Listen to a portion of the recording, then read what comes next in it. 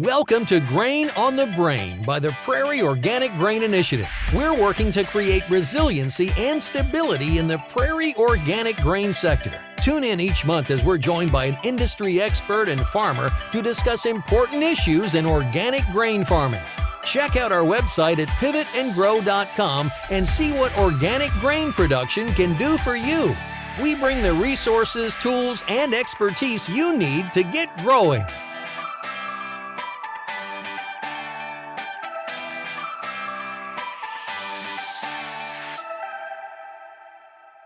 Hello, everyone. Today we're talking about a subject that we'd like to call If I Knew Then What I Knew Now. I'm here today with Alan McKenzie from Nesbitt, Manitoba, who's been farming organically since 2002. And we're going to be calling him the expert. He's the guy that we're going to have lots of questions for. Hello, Alan. G'day. And I'm here with Alex Boersch, who's transitioning to organic farming from Elie, and he'll have his first organic crop in 2020. And so he's been given lots of thought lately to the kind of steps of going through transition and some of the things that are coming up in early years of organic production. He and I have compiled a long list of questions for Alan, and we're hoping to pick his brain and have a good conversation about some of the things that are going on. So welcome, Alex. Hey, how's it going? I'll let you start maybe, Alex. We'll kind of cover a lot of ground, but I'm thinking we'll maybe try and start with some of the basics, and we'll move into more detailed questions as we go. But Oh, sounds good. Well, I think the first thing that scares a lot of conventional farmers is obviously weeds. How do we control them? What are the best strategies for managing them, and what can they tell you about your fields? And so I guess I'll start with, in your experience, Alan, with organics, what have been your best methods for managing weeds? Has any of it been down to C to N ratios, different varieties with different heights, early, late seeding, spacing, etc.? What has been kind of your basic philosophy? It started out, I figured I had all the answers because we came out of a perennial forage setting where we had been haying for years. And for quite a long time, when people talked about weed pressure, I just didn't even worry about it because we never had much of an issue first few years out of the perennial forage. So I kind of thought I had all the answers at the start, but I'm quickly realizing as I get away from my perennial forage stage that it's starting to come back and really haunt me as you get a few years of just straight, basically what I call cash crop in there. But we are having very good luck. We really love our fall seeded crops, our fall rye, our winter wheats, stuff like that. We really focus on, and tall varieties.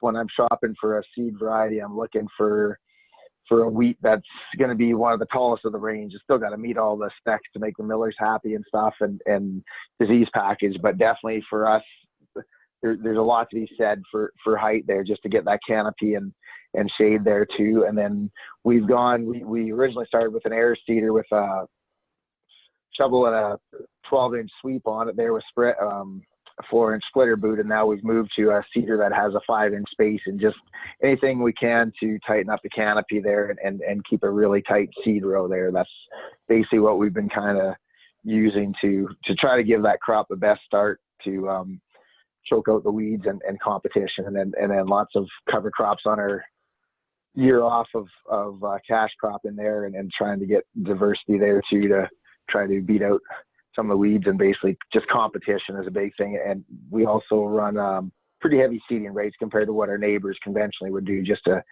anything we can do to slow down the weeds. And I guess the latest one we've been working on the last 4 or 5 years is the intercropping, where we try a few different species at the same time as a cash crop.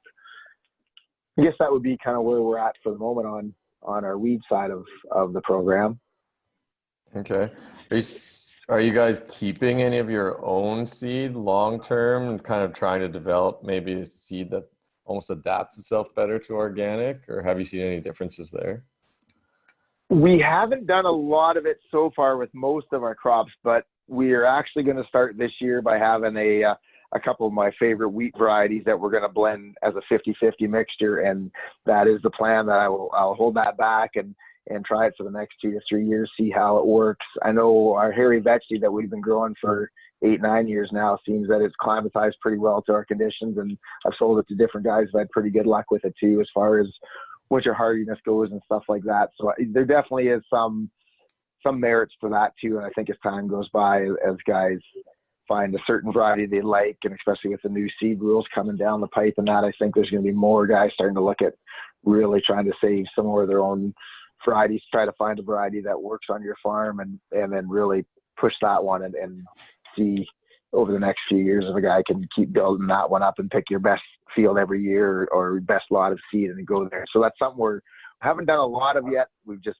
on a couple of species, but we are going to focus more on that as years go on. Mm-hmm.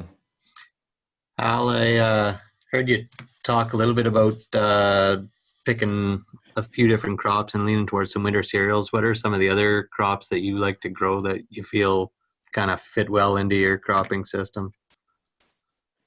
We've for years I grew, like I said, winter wheat has kind of been my favorite crop for the last 7-8 years.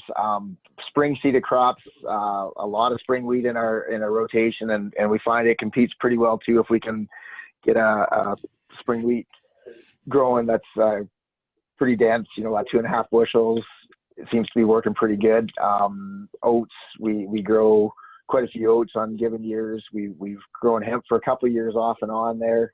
The problem with hemp, I found it didn't just quite compete at the start, and so I got a little bit frustrated on the off years where it didn't get a jump ahead of the weeds there. Once it got going, it was good. Yellow mustard is another crop that we always have in our rotation too. It seems that it does a fairly good job of competing. We'll dabble in a bushel or two of peas with that as an intercrop. Hairy vetch, we grow that with our winter wheat to propagate as seed and give us a legume in the mixture for a bit of nitrogen fixation. Flax be off on year two, depending on what the rotation is. If I have a field of breaking or something, I might throw a field of flax in there. So those are basically the crops that we'd have in our farm most years. Have you had much success with like overwintering intercrops? In which way, Alex? As far as I guess, like you're saying with the winter wheat and vetch or something like that? Yeah, exactly. Mm-hmm. I would say we're probably running, I'd say about 80% with that. We've had pretty good luck with the winter wheat. We don't grow a lot of fall rye, just the markets usually aren't there for us. And I've got a fairly good place at a mill that takes winter wheat every year. So I would say we're running about 80% success rate on the overwintering side. So we have been fairly lucky. There has been the odd year where you basically just come the 1st of June, you had to give up there and there just wasn't a thick enough stand and the weeds were starting to come through and had to tear it up and put it back into spring wheat. But so far we've been fairly successful, but you're very limited on your rotation or there just isn't a lot of winter crops to choose from, I guess, is our problem. So that's the one downside. For sure. And maturities line up not too bad? Yeah, yes, not too bad. The vetch and wheat come in. The vetch, I would say it's indeterminate, but we've had it probably, it'd be the last winter wheat field I leave when I have the vetch mixed in with it, because you kind of have to give that vetch a little bit longer. So I'd say you're probably a week later on it than you would be your straight wheat crop or your winter wheat crop. And do you see any protein differences in your wheat having a legume in there with the winter wheat? Because that's often a problem with winter wheat. Yes, definitely. We've probably seen about 1/2 to 3/4 of a point higher on the protein side by having that legume in the mix there. The only problem I caution guys with the vetch, and we're growing it, we're seeding it at the same time. So it is, if you only end up with a little bit of vetch in it for some reason, the buyers usually want that cleaned out of there, and then it gets costly because you pretty much have to color sort it. So we've had that on the odd year where you've had vetch and it just didn't quite winter the same as a winter wheat did, and then you have to turn around and still spending some money on cleaning. Whereas if you have a year where the vetch and wheat are good, then you basically have enough vetch seed to make it worth the cleaning job left over. Right on. What do you like to grow as far as green manure crop, Al? We've been a sweet clover fanatic for a few years now. It's probably one of my favorite crops there. And so what we're starting to do now is integrate with the cattle we have. We're using the sweet clover as a feed or a grazing, and then I'm seeding a warm season cover crop mix after that. So we always try to have vetch in our cover crops, usually peas of some sort if we're going for our first mixture, if we're seeding on a piece that doesn't have clover.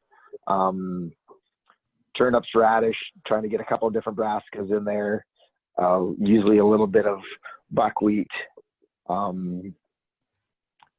Yeah, those would be kind of the main ones there. There usually be a bit of a cereal there, not a heavy rate, maybe 15 to 20 pounds of oats there, just enough to get a bit of a grass.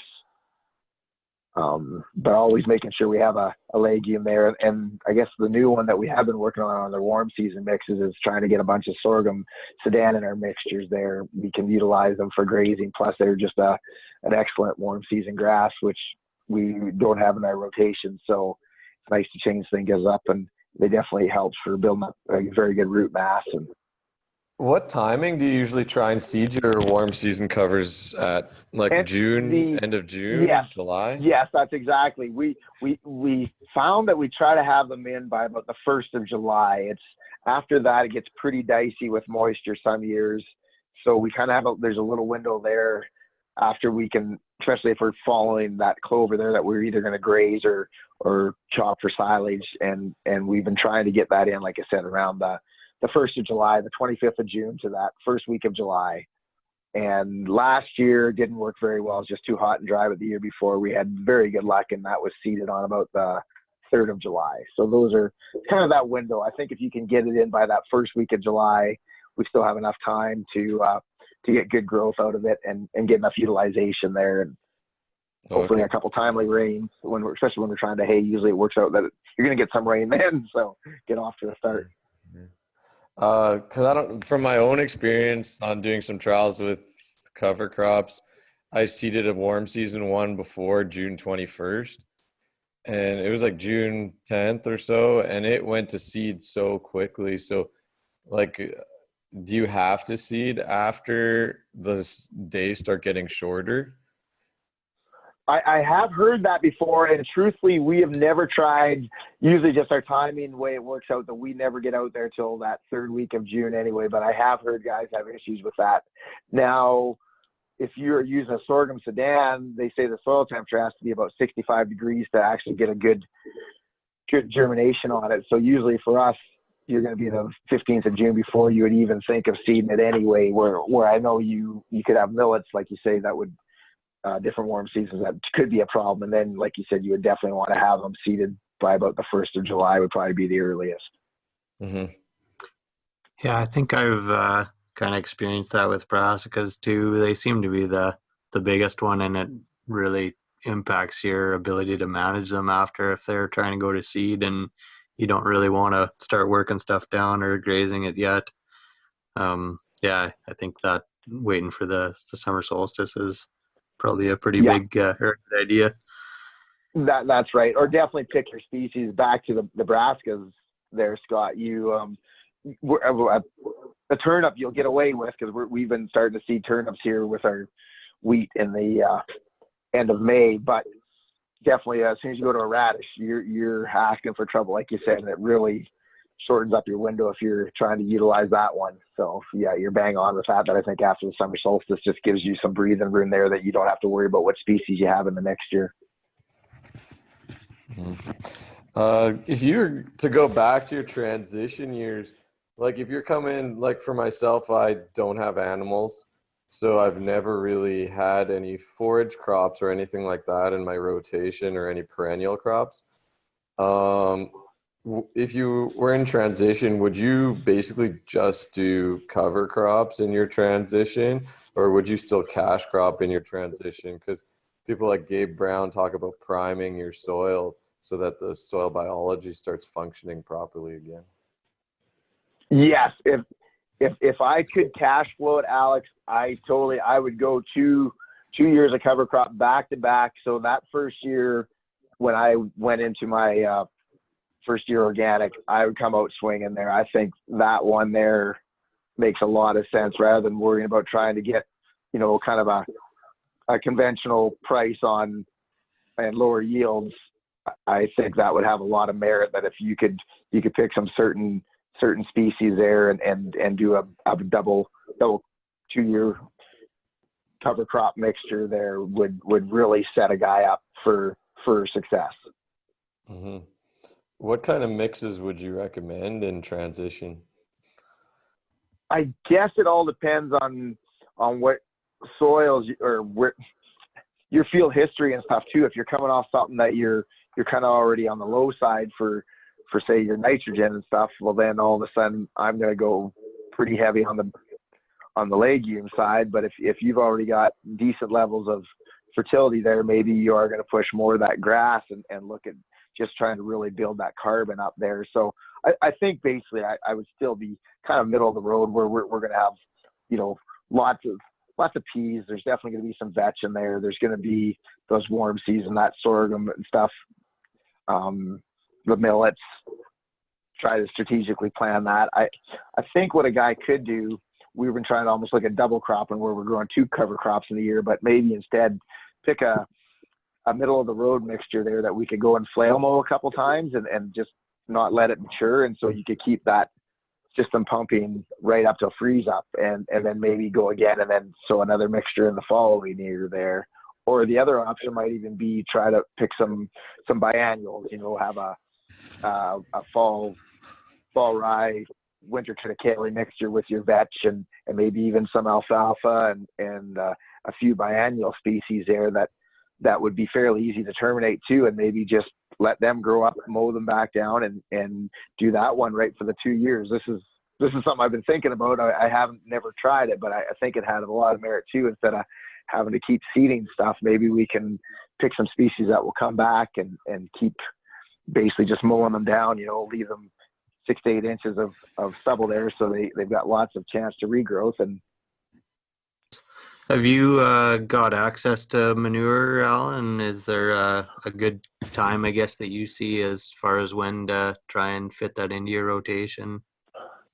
yes, where we've been we do have access to manure, and where we've had our best success rate is on that cover crop year. Ideally, we've been able to, and our problem is basically getting everything lined up right, so the guys who are spreading the manure can actually show up when we want them. But ideally, I like it when they show up there about the middle of July, or depends on the mixture that I'm trying to plow in, and that I can basically spread it right on top of that green living plant and then incorporate it, work it in, and then we'll have that manure ready for the next year. And usually that gives enough. If you're going to have a nitrogen imbalance, you're going to have that flush of weeds still come up later on in that year, and hopefully by the following year you've kind of got your soil balanced a little bit better again. So that's what we found works best, is on that cover crop year, if we can try to get that manure worked in that year. Right on. If you have access to manure like that on a green manure crop, how many years do you think you can cash crop off of that big of a load of nitrogen up front?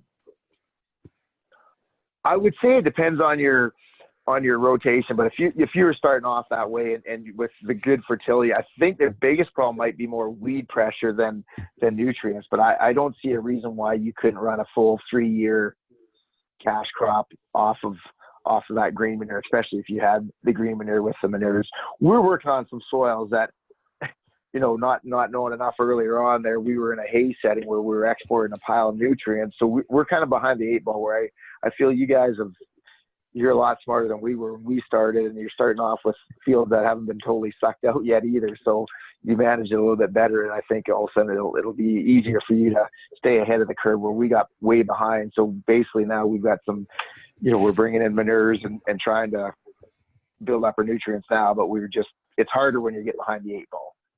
Mm-hmm. Yeah. Do you think it's possible in the long run without perennials and animals in organic farming, even if you have decent fertility levels already? I totally believe it is. We have animals, but half my land is too far away that we haven't been able to utilize it. So basically, we're just using plow downs, and we do have used a bit of perennial forage on some of that far away stuff too. But yes, I totally believe that you can be sustainable and carry on and still keep your nutrient levels up. I think the biggest thing is to keep a real close eye and don't be trying to push that rotation too hard. If you get behind, then all of a sudden your green manures won't grow the same. You don't have the same amount of nitrogen fixing if your phos levels get too low, and these sort of things. As long as you're watching them, then maybe all of a sudden you might have to tighten up that to a 2-year rotation and then a cover crop every third year, like what we're doing now, just trying to stay on top of it. But I do totally believe you can maintain a straight grain farm with a good plow down, and leaving your carbon source there, your straw and all that too. It makes a big difference. Yeah. You said something interesting earlier there, Alan, just about the value of a green manure in doing some of the weed control and some of the stuff that's maybe not as traditionally thought about with planting a green manure. I wonder just how big a tool is that for you in managing stuff like weeds and diseases and things of that nature? I would say the green manure year for us is almost as much about weed control as it is about fertility. For us, we're fighting some thistle pressure, especially since we've got out of the perennial stage of our cropping as much as, or way less than what we used to do anyway. And so, yeah, for us, the green manure year is just a year where we can finally get a good handle on those perennial forages, perennial weeds that we have to deal with. Clackgrass on certain fields are a bit of an issue, but the thistles definitely are one that seems to cause us a fair bit of grief. So the green manure year allows us to get a good handle on that and kind of get the best of both worlds, where we're not doing a traditional old school summer fall or something, but we've got something growing most of the time, and then we'll maybe have a month and a half without anything growing on there, where we might tidy up that thistle problem with a rod weed or something like that in the summertime and seem to get a pretty good handle on it. And then we'll try to get a winter wheat or fall rye into that, so we've got something growing for a catch crop later on. Right on. And do you see a fit for going back to an alfalfa or more of a perennial as that green manure to help out with that sometimes, or have you got that far? I'm definitely trying to figure out where that fits in the equation. Like I said at the start, we definitely had our best, cleanest fields after the alfalfa was a major part of our farm. Our problem was, like I said, we mined out a pile of phosphorus because we're basically exporting hay was what we were doing, selling it as dairy feed in the States. So I'm trying to figure out now whether it's maybe an alfalfa seed production, if a guy can incorporate something that for 2 or 3 years, just something that we can do where that alfalfa, as long as it got clipped twice a year, it seems like your thistle problems just magically disappear. And even fields that have wild oat pressure, there's lots of studies out there, and we've seen the same thing ourselves, that after 2 years of alfalfa in the rotation, wild oats the third year very, very thin and usually never a problem for probably 3 years after that alfalfa. So we are looking at that again, trying to figure out how we can incorporate alfalfa but not export all the nutrients that we usually used to do when we were hardcore alfalfa rotation. Yeah. I guess going back to some of the spring crops, in terms of seeding, do you prefer to seed early or later? We've been usually later. I've never had the nerve. I know a couple guys, they say if they have a field they know is pretty clean, especially wild oat pressure isn't an issue, they will go out at the same time their neighbors the 1st of May. But for me, I've never had that confidence level there. So we usually don't start seeding until about the middle of May. We basically try to get one flush off there. So we'll start our first tillage pass there the first week of May, and then we'll basically wait for a regrowth to come. So yeah, we're usually more on the late seeding side, and that's strictly a weed pressure issue. I think there's times I wish I had have tried seeding early, but it's something that we just never done. Usually about the 10th is maybe the earliest we've ever got in, but I would like to experiment on a couple clean fields and maybe try with some wheat and maybe even a flax on a hay breaking field that I know is pretty clean, and see what would happen if we could get a bit better yield response by seeding the first week of May instead of the May long weekend to the 1st of June sort of deal. How do you decide which certifier you want to work with? What are kind of some of the pros and cons, or some of the things that go through your mind now that you've seen or worked with them for a few years, Al? We use a local certifier, and it just happened to be back when I started. That was kind of the Manitoba one, and everybody just gravitated towards them there. So they used to certify everybody in Manitoba pretty much. There was a few people who weren't certified by them, and so I guess there wasn't the choice, or it was pretty easy to find them, and I didn't really search around for anyone else at the time. I think the key with any certifier is finding someone you can actually talk to, because I've got different friends who are certified different certifiers, and they've had issues where there's very, very hard communication. Like if you have an issue, or you're trying to find out which product you can use, and they're like, well, they keep getting put on the back burner, or keep getting messages and that. So I think the number one thing I would look for in a certifier is there an actual person on the other end of the line that you can pick up, or know that within a day they'll get back to you when you're in a crunch and you need to find out if that certain inoculant is going to work for you, or if you've got a question regarding, maybe growing mustard beside the neighbor's canola field, what you need for a buffer, and just things like that. So I think that's the number one thing with a certifier, is finding an organization that has people that are actually willing to pick up the phone and basically just have good people to work for, or to work with, who are knowledgeable and willing to help you out. I guess, Al, in terms of the product side, like different inoculants, different fertilizers, etc., have you found a lot of productive things that you've been able to use, or do you think it's better to focus on cover crops still for nutrition and for priming that soil? I totally believe in cover crops for priming the soil. We have tried over the last 15 years almost every soil amendment bonds. We've tried some different organic fertilizers. We've done the mycorrhizal stuff. We've tried. We used to have a seeder that we could basically, there's a 7200 press drill where I could split the box, and I would use a product on one side, so basically 14 feet with one and 14 feet with the other, and we could never ever spot the difference on any of the amendments we used. And so I just got to the point after years where I just couldn't see the value in spending a lot of money on it. So we got to the point now where I'd rather spend the money on $25 or $30 a year worth of cover crop seed, and I can go out in that field and see it and know I'm getting that diversity.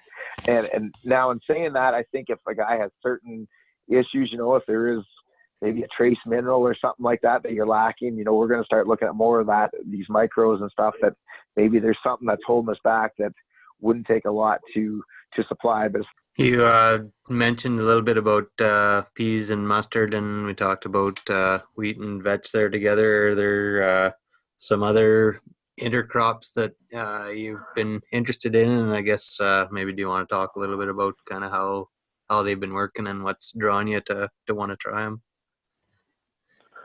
Yeah, we started into the intercropping thing a few years ago there, and the first intercrop I ever grew, we had a mustard pea with oat in the mix, and it actually worked fairly good. And just trying to get some more diversity in that system, and I kind of figured if we can have a year, maybe it's a dry year and one certain species doesn't like growing that well, or it's a clay hill instead of a low spot or whatever, something will fill in the gaps, so that way maybe we can have a crop that we want to have growing there instead of having something wild popping up that Mother Nature put in its place. So I think for me, that's the biggest reason we're looking at intercropping, is just getting that diversity there where you're kind of hedging your bets.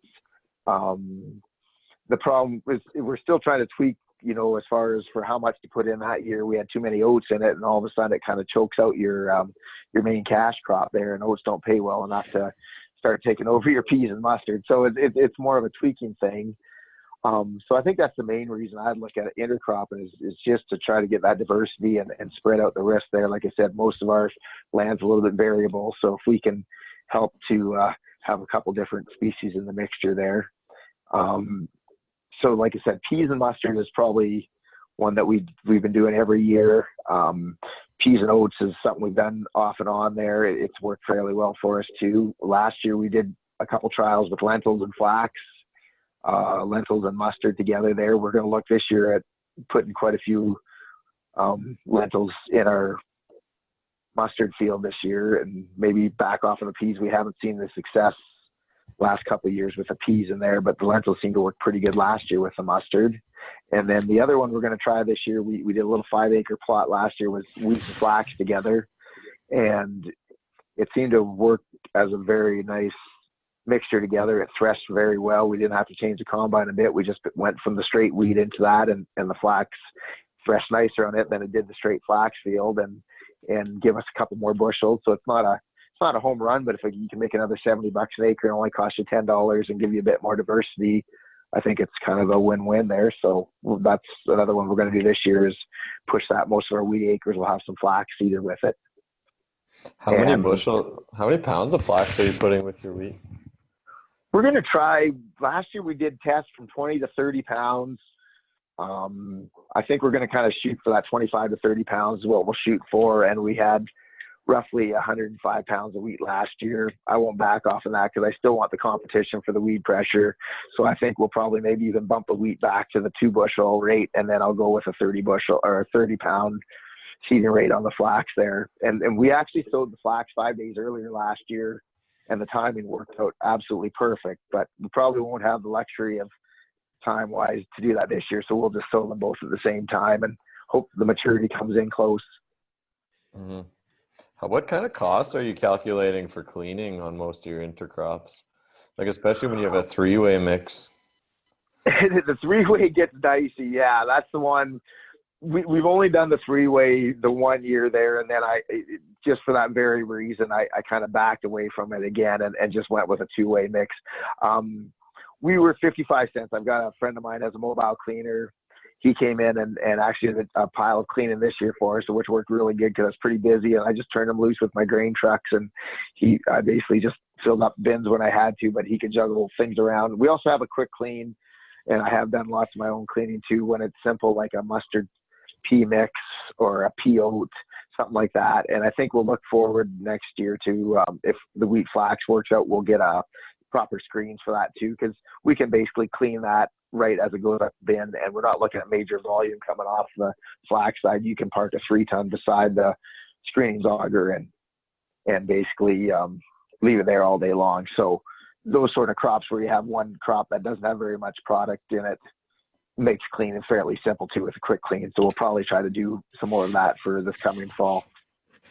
Have you had much luck with kind of getting any relay or cover crops established in crop once it's standing? The only thing we've ever had much luck with, we've broadcast alfalfa into winter wheat fields, but we were always going in at the end of April. We've had excellent success, or even with some clovers and that.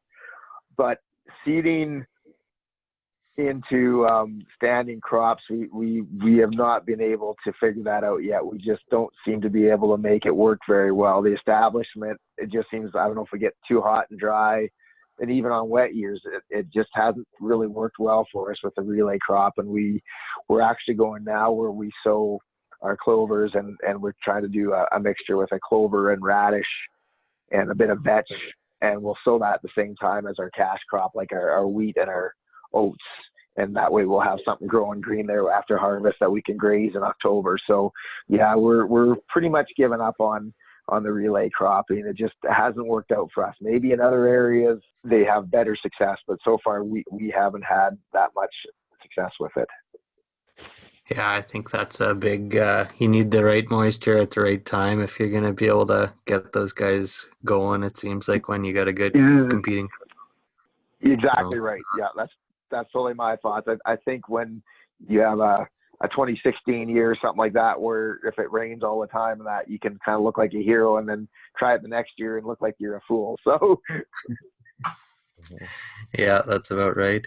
I know also you've had, you're having some success with a real kind of high disturbance tillage operation. And then do you do any kind of weed control in crop after that? we haven't. It's one path I haven't gone down yet. I had a friend come out one year with a tine weeder there and in our wheat, and we couldn't even see the difference. But I think it's more of a staging thing. It's something I would like to experiment with more, but so far it's kind of the reason I bought a feeder that gives me a 5-inch space, and just trying to go for something that's going to explode out of the ground and get ahead of the weeds and try to avoid having to go back for another pass. But it's definitely something that we keep looking at doing is maybe some of this tine weeding. But so far, yeah, it's something we haven't been doing any of. Have you had any issues with disease at all in organic? And has that kind of changed over time? Honestly, I think we've had 1 year on my winter wheat, and it was a horrid fusarium year, and that's honestly the only disease pressure I can ever recall in years. Yeah. So no, it's even a year ago there where there was lots of fusarium pressure. We just haven't seen it show up in our fields and that. So no disease pressure in most of our crops, and maybe I'm really going to jinx myself for saying this, so far hasn't even really been on my radar. We've got away lucky, or I don't know what's happening, but so far we've never had an issue with it. And we always do try to pick varieties that have good resistance to most diseases, things that are susceptible in our area. But yeah, so far we've been pretty lucky, like I said, for one bad year, fusarium and winter wheat there, and another year, but it didn't hurt us. We were still able to sell our crops as milling. So far we've been able to dodge that bullet. That's interesting. Like I talked to the flour mill in Elie, and they told me the same thing. Have way less issues with fusarium in organic wheat than they do in conventional. Yeah, it's very interesting and then those are the guys who see it every day coming in, so they know because they're milling both of it. So How aggressive have you been with marketing? And I guess what are your thoughts on pre-selling and that sort of thing? How much do you contract and how much do you leave and sell on the spot market after harvest? I'm very aggressive on marketing. If I can have every acre I basically put in the ground book before I seed it, I'm happy, and the stress kind of fades away from me. Yeah, we've been doing that for years. I know some guys think I'm nuts, but all of our organic contracts we sign all have an active guide clause. So if I figure that I like the numbers where they're at, and there's been the odd year where I've left a bit of money on the table by not having extra grain to sell, but I always make sure every year I'm kind of signing that contract again. So usually if there's a bit of a rise in the market, there'll be the next new crop contract the following year will be better. And so if you just stick to that program, so we've been very, very aggressive at forward contracting, and at least 75 to 80% of our crop will be forward contracted, just so we know we have a home for it. We're not trying to fight for market space. And we're seeing that more and more as time goes by, and more producers are entering the organic market here, that having a place to move your grain to sometimes is half the battle. It's not even the price, it's just trying to get movement on it, and sometimes that's even slow. But at least when you have a contract signed, most of the buyers are pretty good that it will move eventually, where if you're playing the spot market, it's pretty stressful sometimes. So Have you paid any more attention in the organic side to which companies you deal with? Because there's a lot more pop-up or startup trading companies, et cetera, and maybe less companies that are licensed and bonded, even though that might not mean anything in some years. But.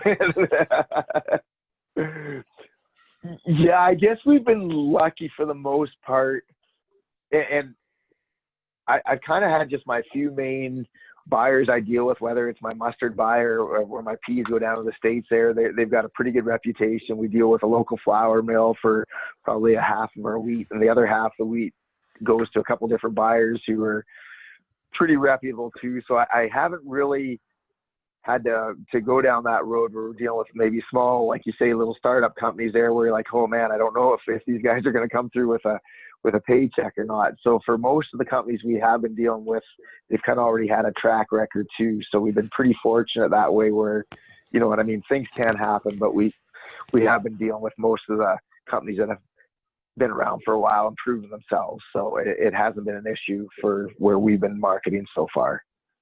What do you think of the current markets right now with the prices kind of going down? It's making it really hard for someone like me who likes forward contracting when I start seeing a wheat bid of $14, which I haven't seen in years and years. And so this might be the one year where I don't contract my wheat. It's kind of making the rotation. You kind of have your set crops that you like to grow and start to scratch your head. We've been lucky we've been able to forward contract our peas and also our mustard, and we're looking at an oat contract here now for a fair price. And so I think we're going to switch some wheat acres into oats just because we can get movement on the oats in the fall here. And at 6.25 picked up, it's still not bad money, especially if we're going to be looking at $14 wheat, which I hope is not reality for most of the buyers. But at this moment, it's starting to get a bit concerning that there's not a lot of movement of grain going on. And I talk to more guys all the time who are still struggling with that too, where they got bins full of, especially wheat, even flax. We still have some flax sitting in a bin here that has to move and that too. So it's starting to get a little bit more stressful than it was even the last couple of years, where it's pretty easy. You could just pick up the phone or knew that you already had it sold or the contract was going to be good enough. And so I'm not sure what the answer is for going forward here, trying to pick a crop that has some good movement and go find someone who you can count on actually taking that wheat or grain whenever they say they're going to, not 6 months later. Yeah, right on. Al, I wonder how have you had good enough success with seeding that you very rarely have to tear something up after you've got it established, or is that something that happens more often than you'd like? And I guess how you manage that risk. Last year was honestly the first year I've ever tore a field up to reseed it there. We actually had a mustard, and I seeded it about 2 weeks earlier than I normally would, and we end up having the flea beetles move in and annihilate it.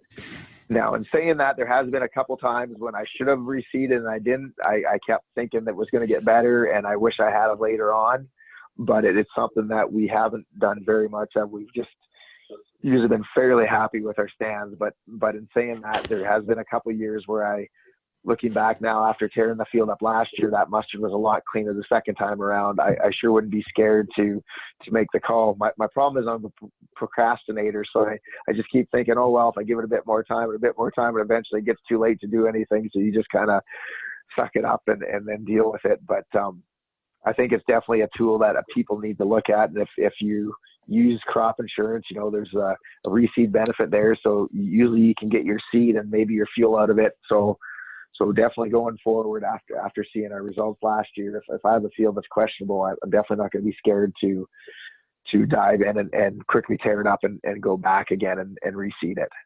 What would be your number one tip for keeping on top of the paperwork? Marry a good woman who has a bookkeeping background in her past there. That's a tough one. Actually, in saying that, I do most of the organic paperwork myself anyway. That's a tough one, and as your farms get bigger and all the rest too, and more is required of that, it's only going to get worse. And I'm afraid I don't have a good answer with that one. It's other than just trying to stay on top of it and trying to lock yourself in the office in the wintertime when it's not much else going on, so you can get as much of that done up ahead of time and just not letting it too far behind on it.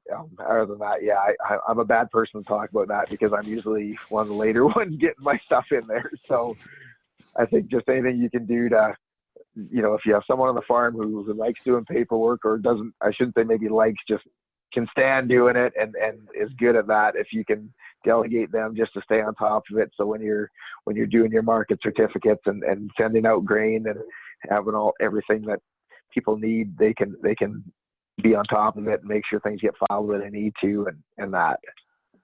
Yeah, for sure.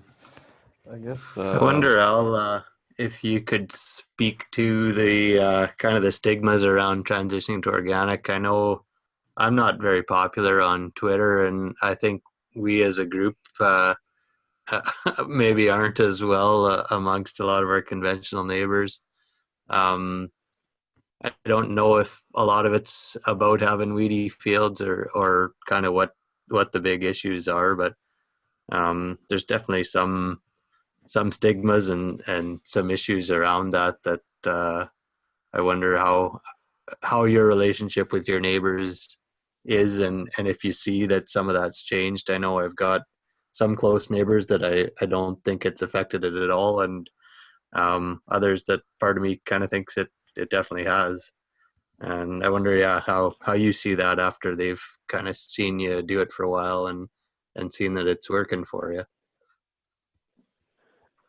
I'm 100% with you on the weed one, Scott. That is the biggest one. I think, these are guys that basically they've been living, eating, breathing chemical for 50 years or 40 years now. And I mean, if there's 2 weeds out in that field, most of my neighbors, and I shouldn't say all of them, but a few of the very close ones, they'll spray 3 times if they have to do that. So yes, it's definitely, we've had a couple weedy fields where it has been an issue. And I mean, they've even phoned up and was like, Al, you got to do something about that. And maybe it was a field that was going to be a plow down, but I didn't get there till, a week later because we're busy haying or something. And so all of a sudden there was some thistles starting to show a bit of fluff or something like that. So yeah, it definitely, there is a stigma out there, but as far as, most of my neighbors have been pretty good. We've kind of always been an out there sort of farm anyway. We're doing different things. So we used to basically just always laugh. We'd walk in the coffee shop. My dad would tell them that they could start talking about him once he left again and carry on from there. So we guess we were always a little bit oddball, even if we were doing, before we were organic per se. Yeah, the stigma is a tough one.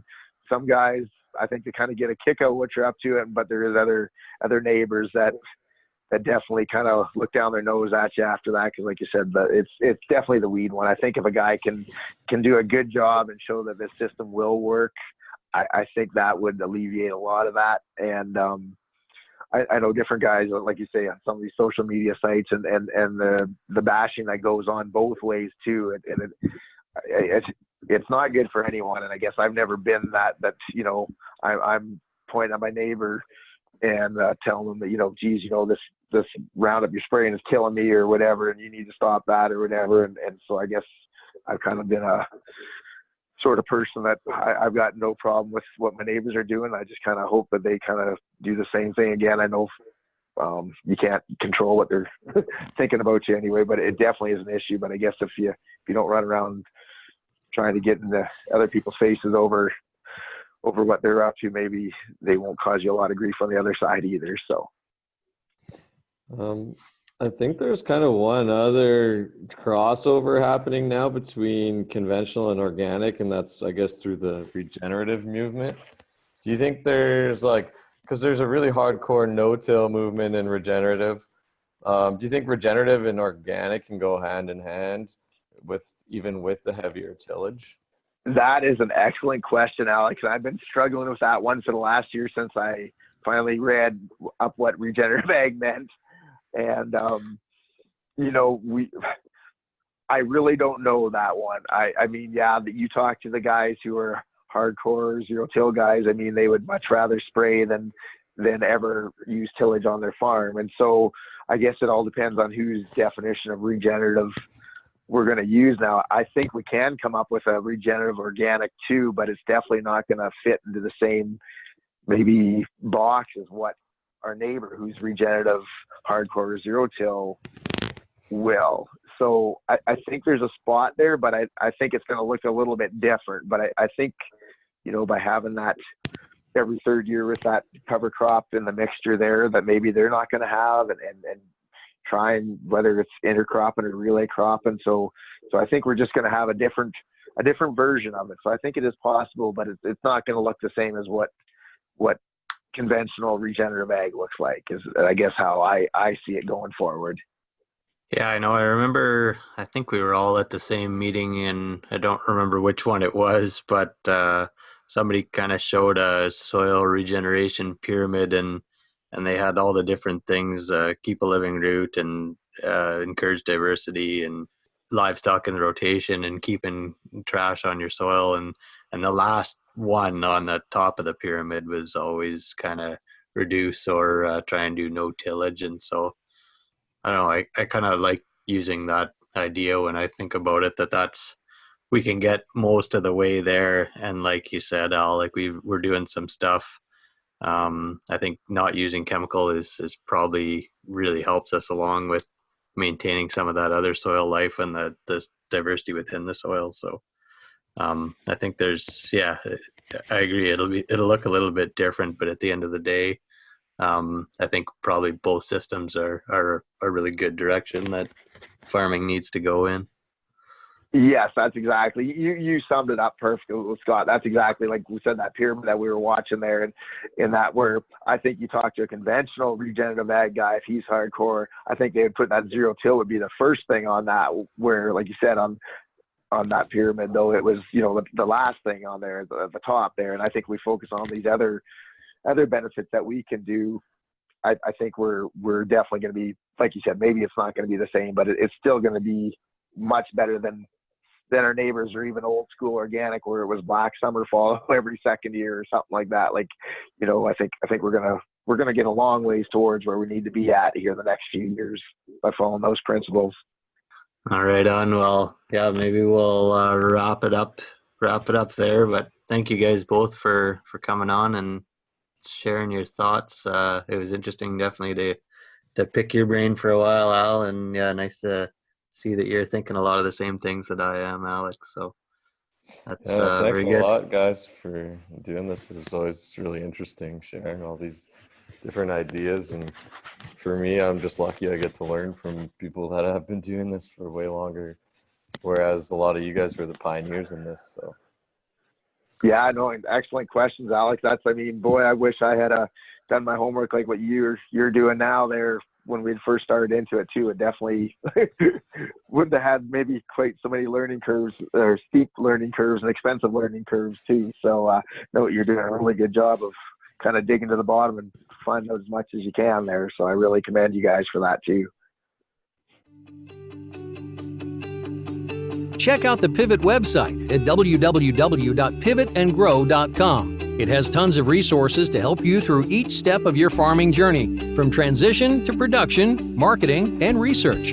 You can also follow us on Twitter and like us on Facebook at Pivot and Grow, or join in the conversation using the hashtag Pivot and Grow.